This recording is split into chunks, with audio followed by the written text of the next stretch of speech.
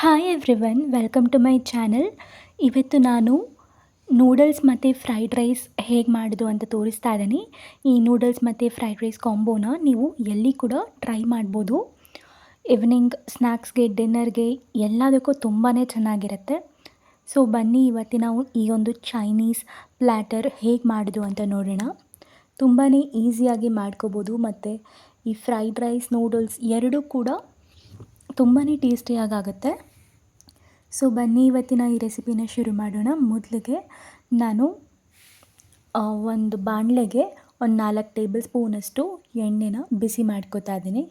ಎಣ್ಣೆ ಬಿಸಿ ಆಗ್ತಿದ್ದ ಹಾಗೆ ಇದಕ್ಕೆ ನಾನು ಸ್ವಲ್ಪ ಚಿಕ್ಕದಾಗಿ ಕಟ್ ಮಾಡಿಟ್ಕೊಂಡಿರುವಂತಹ ಬೆಳ್ಳುಳ್ಳಿ ಮತ್ತು ಹಸಿಮೆಣಸಿನ್ಕಾಯಿ ಹಾಕ್ಕೊಂಡಿದ್ದೀನಿ.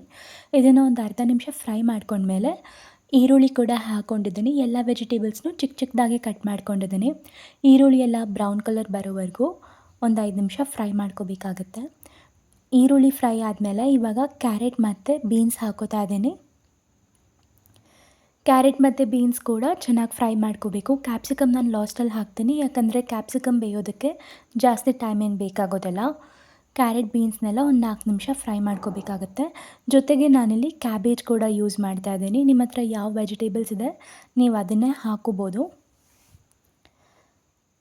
ಸೊ ಕ್ಯಾಬೇಜ್ನ ಕೂಡ ಒಂದು 4 ನಿಮಿಷ ಫ್ರೈ ಮಾಡ್ಕೋಬೇಕು.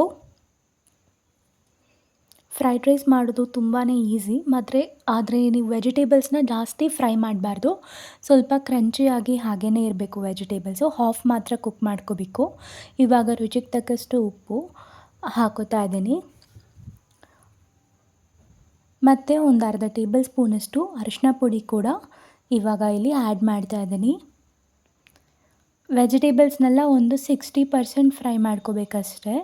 ಕ್ರಂಚಿನೆಸ್ ಅನ್ನೋದು ಹಾಗೆ ಇರಬೇಕು, ಆವಾಗಲೇ ಚೆನ್ನಾಗಿರೋದು. ಇವಾಗ ಕ್ಯಾಪ್ಸಿಕಮ್ ಕೂಡ ಹಾಕ್ಕೊಂಡಿದ್ದೀನಿ.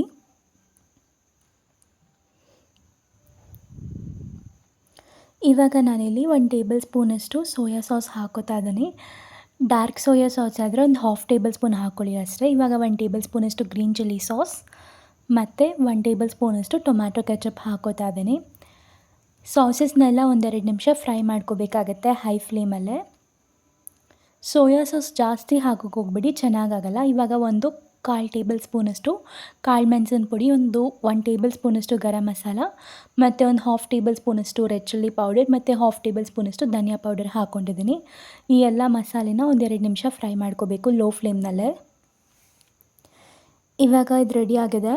ಇವಾಗ ಬೇಯಿಸಿಟ್ಟಿರುವಂಥ ರೈಸ್ ಹಾಕೋತಾ ಇದ್ದೀನಿ. ಈಗ ರೈಸ್ ಹಾಕೊಂಡ್ಮೇಲೆ 1 ನಿಮಿಷ ಹೈ ಫ್ಲೇಮ್ನಲ್ಲಿ ಮಿಕ್ಸ್ ಮಾಡ್ಕೋಬೇಕು ಅಷ್ಟೇ. ಈ ಒಂದು ಫ್ರೈಡ್ ರೈಸ್ ರೆಸಿಪಿ ನೀವು ಲಂಚ್ ಬಾಕ್ಸ್ಗೆ, ಬ್ರೇಕ್ಫಾಸ್ಟ್ಗೆ ಯಾವಾಗ ಬೇಕಾದರೂ ಟ್ರೈ ಮಾಡ್ಬೋದು. ತುಂಬಾ ಚೆನ್ನಾಗಿರುತ್ತೆ ಮತ್ತು ಮಾಡೋದು ಕೂಡ ತುಂಬಾ ಈಸಿ. ಸೊ ಇವಾಗ ಫ್ರೈಡ್ ರೈಸ್ ರೆಡಿ ಆಗಿದೆ. ನೂಡಲ್ಸ್ ಹೇಗೆ ಮಾಡೋದು ಅಂತ ನೋಡೋಣ. ನೂಡಲ್ಸ್ ಮಾಡೋದಕ್ಕೋಸ್ಕರ ನಾನು ಒಂದು ಪಾತ್ರೆಯಲ್ಲಿ ನೀರು ಕುದಿಯೋದಕ್ಕೆ ಇಟ್ಟಿದ್ದೀನಿ. ನೀರು ಚೆನ್ನಾಗಿ ಕುದಿ ಬರಬೇಕು, ಅಲ್ಲಿವರೆಗೂ ವೆಯ್ಟ್ ಮಾಡಿ. ನೀರು ಕುದಿಬೇಕಾದ್ರೆ ಇದಕ್ಕೆ 1 ಟೇಬಲ್ ಸ್ಪೂನಷ್ಟು ಉಪ್ಪು ಮತ್ತು ಒಂದು 2 ಟೇಬಲ್ ಸ್ಪೂನಷ್ಟು ಎಣ್ಣೆ ಹಾಕ್ಕೊಳ್ಳಿ. ಎಣ್ಣೆ ಹಾಕೋದ್ರಿಂದ ನೂಡಲ್ಸ್ ಒಂದಕ್ಕೊಂದು ಅಂಟ್ಕೊಳ್ಳೋದಿಲ್ಲ. ಇವಾಗ ನಾನಿಲ್ಲಿ ಈ ಹಕ್ಕ ನೂಡಲ್ಸ್ ಹಾಕೋತಾ ಇದ್ದೀನಿ. ಇವಾಗ ನಾವು ಉಪ್ಪು ಹಾಕಿರೋದೇನು ನೂಡಲ್ಸ್ಗೆ ಹಿಡ್ಕೊಳ್ಳೋದಿಲ್ಲ. ನಾವು ಮತ್ತೆ ಇನ್ನೊಂದು ಸರಿ ಫ್ರೈ ಮಾಡಬೇಕಾದ್ರೆ ಉಪ್ಪು ಹಾಕಲೇಬೇಕಾಗತ್ತೆ. ಸೊ ಇವಾಗ ನೂಡಲ್ಸ್ನ ಬಾಯ್ಲ್ ಮಾಡ್ಕೋತಾ ಇದ್ದೀನಿ. ನಾನು ಯೂಸ್ ಮಾಡಿರುವಂತಹ ನೂಡಲ್ಸು ಒಂದು 5 ನಿಮಿಷದಲ್ಲೇ ಬೇಯುತ್ತೆ. ನೀವು ಯಾವುದೇ ಬ್ರ್ಯಾಂಡ್ ನೂಡಲ್ಸ್ ಯೂಸ್ ಮಾಡ್ತಾಯಿದ್ರು ಹಿಂದ್ಗಡೆ ಪ್ಯಾಕೆಟಲ್ಲಿ ಏನು ಇನ್ಸ್ಟ್ರಕ್ಷನ್ಸ್ ಇದೆ ಅದನ್ನು ನೋಡಿಕೊಂಡು ನೂಡಲ್ಸ್ನ ಬಾಯ್ಲ್ ಮಾಡ್ಕೊಳ್ಳಿ. ಇವಾಗ ನೂಡಲ್ಸ್ ಬಾಯ್ಲ್ ಆಗಿದೆ. ಇವಾಗ ಇದಕ್ಕೆ ತಣ್ಣೀರು ಹಾಕೋತಾ ಇದ್ದೀನಿ. ತಣ್ಣೀರಿಂದ ಇದನ್ನು ಒಂದ್ಸರಿ ವಾಶ್ ಮಾಡ್ಕೋಬೇಕು, ಇಲ್ಲ ಅಂದರೆ ನೂಡಲ್ಸ್ ಎಲ್ಲ ಒಂದಕ್ಕೊಂದು ಅಂಟ್ಕೊಂಡ್ಬಿಡುತ್ತೆ, ಬಿಡಿ ಆಗೋದಿಲ್ಲ. ವಾಶ್ ಮಾಡ್ಕೊಂಡಾದಮೇಲೆ 1 ಟೇಬಲ್ ಸ್ಪೂನಷ್ಟು ಎಣ್ಣೆ ಹಾಕ್ಕೊಂಡು ಮಿಕ್ಸ್ ಮಾಡ್ಕೋಬೇಕು. ಸೊ ಇವಾಗ ನಾನು ಬೇರೆ ಬಾಣಲೆಗೆ ಒಂದು 4 ಟೇಬಲ್ ಸ್ಪೂನಷ್ಟು ಎಣ್ಣೆನ ಬಿಸಿ ಮಾಡ್ಕೋತಾ ಇದ್ದೀನಿ. ಎಣ್ಣೆ ಬಿಸಿ ಆಗಿದ ತಕ್ಷಣ ಇದಕ್ಕೆ ಬೆಳ್ಳುಳ್ಳಿ ಮತ್ತು ಹಸಿಮೆಣಸಿನ್ಕಾಯಿ ಹಾಕೋತಾ ಇದ್ದೀನಿ. ಸ್ವಲ್ಪ ಅರ್ಧ ನಿಮಿಷದವರೆಗೂ ಬೆಳ್ಳುಳ್ಳಿ, ಹಸಿಮೆಣಸಿನ್ಕಾಯಿ ಎಲ್ಲ ಫ್ರೈ ಮಾಡ್ಕೋಬೇಕಾಗತ್ತೆ. ಫ್ರೈ ಆದಮೇಲೆ ಇವಾಗ ಇದಕ್ಕೆ ಈರುಳ್ಳಿ ಹಾಕ್ತಾಯಿದ್ದೀನಿ. ಈರುಳ್ಳಿನ ಈ ರೀತಿ ಉದ್ದದಕ್ಕೆ ಕಟ್ ಮಾಡಿ ಇಟ್ಕೊಂಡಿದ್ದೀನಿ.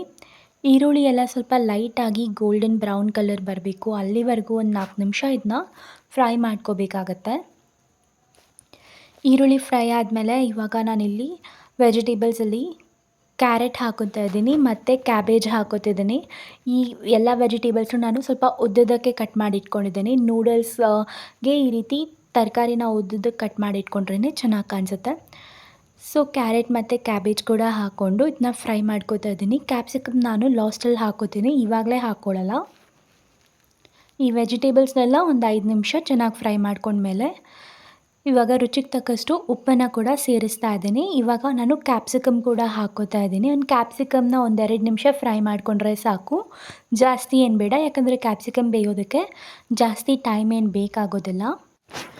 ಸೊ ಕ್ಯಾಪ್ಸಿಕಮ್ ಕೂಡ ಫ್ರೈ ಆದಮೇಲೆ ಇವಾಗ ಇದಕ್ಕೆ ಸಾಸಸ್ನ ಹಾಕ್ಕೋಬೇಕು. ಸಾಸಸಲ್ಲಿ ನಾನೀಗ 1 ಟೇಬಲ್ ಸ್ಪೂನಷ್ಟು ಸೋಯಾ ಸಾಸ್ ಹಾಕ್ಕೋತಾ ಇದ್ದೀನಿ, ಮತ್ತು 1 ಟೇಬಲ್ ಸ್ಪೂನಷ್ಟು ರೆಡ್ ಚಿಲ್ಲಿ ಸಾಸ್ ಮತ್ತು 1 ಟೇಬಲ್ ಸ್ಪೂನಷ್ಟು ಗ್ರೀನ್ ಚಿಲ್ಲಿ ಸಾಸ್. ನಾವು ಫ್ರೈಡ್ ರೈಸ್ಗೆ ಏನು ಹಾಕಿದ್ವಿ ಅದನ್ನೇ ಹಾಕ್ಕೋಬೇಕು, ಬೇರೇನೂ ಇಲ್ಲ. ಸೊ ಈ ಸಾಸಸ್ನೆಲ್ಲ ಹಾಕ್ಕೊಂಡು ಇದನ್ನು ಕೂಡ 1-2 ನಿಮಿಷ ಫ್ರೈ ಮಾಡ್ಕೋತಾ ಇದ್ದೀನಿ. ಇವಾಗ ಇದಕ್ಕೆ ಒಂದು ಕಾಲು ಕಪ್ಪಷ್ಟು ನೀರು ಹಾಕ್ಕೊಂಡು ಇವಾಗ ಇದನ್ನು ಫ್ರೈ ಮಾಡ್ಕೊಂಡ್ಮೇಲೆ ಇವಾಗ 1/2 ಟೇಬಲ್ ಸ್ಪೂನಷ್ಟು ಧನಿಯಾ ಪೌಡರ್, 1/2 ಟೇಬಲ್ ಸ್ಪೂನಷ್ಟು ರೆಡ್ ಚಿಲ್ಲಿ ಪೌಡರ್ ಮತ್ತು 1 ಟೇಬಲ್ ಸ್ಪೂನಷ್ಟು ಗರಂ ಮಸಾಲ ಹಾಕ್ಕೊಂಡಿದ್ದೀನಿ. ಈ ಮಸಾಲೆನೆಲ್ಲ ಒಂದು ಲೋ ಫ್ಲೇಮ್ನಲ್ಲೇ 1-2 ಮಿನಿಟ್ಸ್ ಫ್ರೈ ಮಾಡ್ಕೋಬೇಕಾಗತ್ತೆ.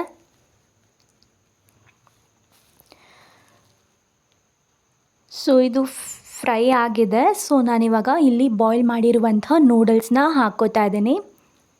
ನೀವು ನೋಡ್ಬೋದು ನೂಡಲ್ಸ್ ಎಷ್ಟು ಬಿಡಿಯಾಗಾಗಿದೆ ಅಂತ. ಇವಾಗ ಇದನ್ನು ಮಿಕ್ಸ್ ಮಾಡ್ಕೋತಾ ಇದ್ದೀನಿ. ಹೈ ಫ್ಲೇಮ್ನಲ್ಲಿ ಟಾಸ್ ಮಾಡ್ಕೋತಾ ಮಿಕ್ಸ್ ಮಾಡ್ಕೊಂಡ್ಮೇಲೆ ನಾವು ಗ್ಯಾಸ್ ಫ್ಲೇಮ್ನ ಆಫ್ ಮಾಡ್ಕೋಬೋದು. ಇವಾಗ ಈ ನೂಡಲ್ಸ್ ಕೂಡ ರೆಡಿಯಾಗಿದೆ. ಸೊ ಇವತ್ತಿನ ಈ ರೆಸಿಪಿ ನಿಮ್ಗೆಲ್ರಿಗೂ ಇಷ್ಟ ಆಗಿದೆ ಅಂತ ಅಂದ್ಕೊಂಡಿದ್ದೀನಿ. ತುಂಬಾ ಈಸಿಯಾಗಿ ಈ ನೂಡಲ್ಸ್ ಮತ್ತು ಫ್ರೈಡ್ ರೈಸ್ನ ನೀವು ಮನೆಯಲ್ಲೇ ಮಾಡ್ಕೋಬೋದು. ಸೊ ಇವತ್ತಿನ ಈ ರೆಸಿಪಿ ಇಷ್ಟ ಆಗಿದ್ದರೆ ಈ ವಿಡಿಯೋಗೆ ಲೈಕ್ ಮಾಡಿ, ಮತ್ತು ಇದೇ ಥರ ಇನ್ನೂ ರೆಸಿಪೀಸ್ನ ನೋಡೋದಕ್ಕೋಸ್ಕರ ನನ್ನ ಚಾನಲ್ಗೆ ಸಬ್ಸ್ಕ್ರೈಬ್ ಮಾಡಿ. Thank you for watching.